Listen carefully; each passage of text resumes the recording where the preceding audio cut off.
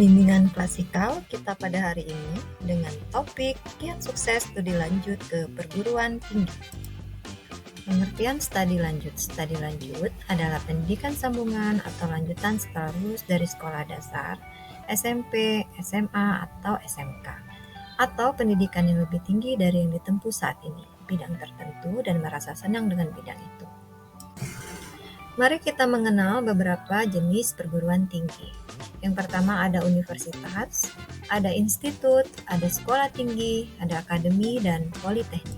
Mari kita bahas satu persatu. Di sini ada universitas.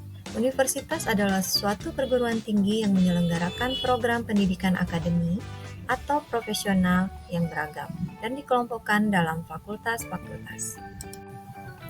Baiklah, berikut adalah contoh dari universitas.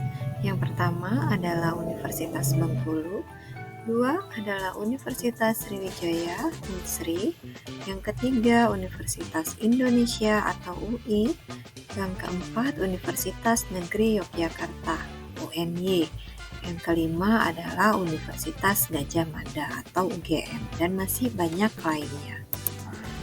Institut merupakan suatu perguruan tinggi yang menyelenggarakan program pendidikan akademik dan atau profesional dalam sekelompok disiplin ilmu pengetahuan, teknologi, atau kesenian yang sejenis.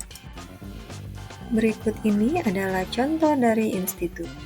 Yang pertama ada Institut Teknologi Sumatera yang biasa kita sebut ITERA, Institut Teknologi Bandung, Institut Seni Indonesia, atau Institut Pertanian Bogor.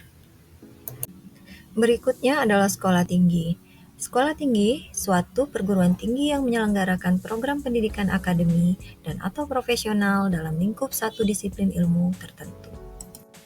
Berikut ini adalah contoh dari sekolah tinggi. Yang pertama ada Sekolah Tinggi Akuntansi Negara yang biasa kita sebut dengan STAN.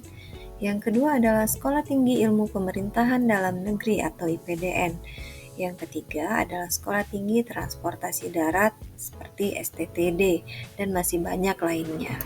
Sedangkan akademi merupakan suatu perguruan tinggi yang menyelenggarakan program pendidikan profesional dalam satu cabang atau sebagian cabang ilmu pengetahuan, teknologi, atau kesenian tertentu.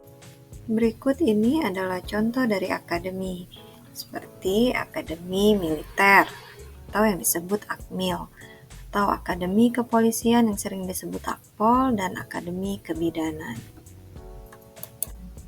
Sedangkan Politeknik merupakan suatu perguruan tinggi yang menyelenggarakan program pendidikan profesional dalam satu cabang dalam sejumlah bidang pengetahuan khusus.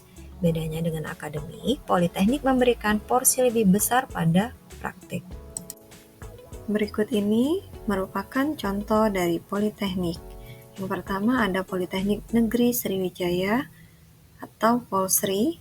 Yang kedua adalah Politeknik Negeri Lampung atau yang disebut Polinela. Ada Politeknik Negeri Jakarta PNJ dan Politeknik Negeri Padang PNP, dan masih banyak lainnya. Jalur pendidikan dalam pendidikan tinggi terbagi menjadi dua. Yang pertama adalah pendidikan akademik dan yang kedua adalah pendidikan profesional. Pendidikan akademik merupakan pendidikan tinggi yang diarahkan pada penguasaan ilmu pengetahuan dan pengembangannya dan lebih mengutamakan peningkatan mutu serta memperluas wawasan ilmu pengetahuan S1, S2 maupun S3. Sedangkan pada pendidikan profesional merupakan pendidikan yang diarahkan pada kesiapan keahlian tertentu serta menggunakan peningkatan kemampuan kerja serta aplikasi ilmu dan teknologi seperti D1 sampai D4 atau spesialis.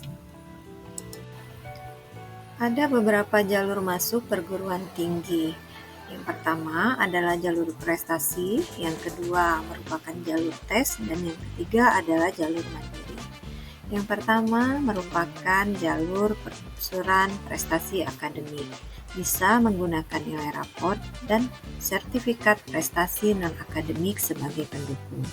Contoh, seleksi nasional berbasis prestasi atau yang biasa disebut SNBP, atau SPAN PTKIN, seleksi prestasi akademik nasional perguruan tinggi Islam negeri. Yang terakhir adalah PMDK Vokasi, Selanjutnya adalah jalur tes. Jalur tes merupakan seleksi masuk perguruan tinggi dengan menggunakan hasil tes tertulis maupun CBT sesuai dengan kebijakan kampus penyelenggara. Contoh SNBT atau UTBK, ada SIMAMA jika di Poltekkes. Selanjutnya adalah jalur mandiri. Jalur mandiri merupakan jalur masuk perguruan tinggi menggunakan sistem kebijakan kampus, bisa melalui hasil CBT maupun tes tertulis. Contoh SM Unsri, seleksi mandiri Unsri, atau UTUL UGM, ujian tulis UGM. Selain itu ada SIMAK UI, ada SMUK Unpad, dan lain-lain, masih banyak lainnya. Selanjutnya, bagaimana cara kita menetapkan pilihan perguruan tinggi yang akan kita pilih? Yang pertama, kita tentukan dulu, kita cari reputasinya. Yang kedua, metode dan presentase pembelajarannya seperti apa. Yang ketiga, status dari perguruan tinggi yang akan kita pilih. Yang keempat, bagaimana fasilitas pendidikan yang ada di dalamnya. Yang kelima, prospek kelulusan yang setelah lulus dari jurusan tersebut. Yang keenam adalah biaya yang akan kita gunakan. Terakhir, bagaimana sih tips cara masuk perguruan tinggi favorit yang akan kita gunakan? Yang pertama, tentukan pilihan kalian mulai dari sekarang. Yang kedua, kita ukur kemampuan dari diri kita sendiri, mulai itu dari nilai, kemampuan bakat, dan minat. Yang ketiga, tetapkan alternatif pilihan. Yang keempat, cari informasi sebanyak-banyaknya dan perbanyak ilmu. Yang keenam, jaga kondisi tubuh kita supaya kita mempunyai stamina yang baik untuk mempersiapkan masuk dalam perguruan tinggi. Yang ketujuh, cari jalur masuk perguruan tinggi yang sesuai dengan kemampuan kita. Baiklah, sekian pertemuan kita pada bimbingan klasikal pada hari ini. Lebih dan kurangnya saya mohon maaf. Wassalamualaikum warahmatullahi wabarakatuh. Untuk lebih detail mengenai program studi dan jurusan, dapat Anda lihat pada materi selanjutnya.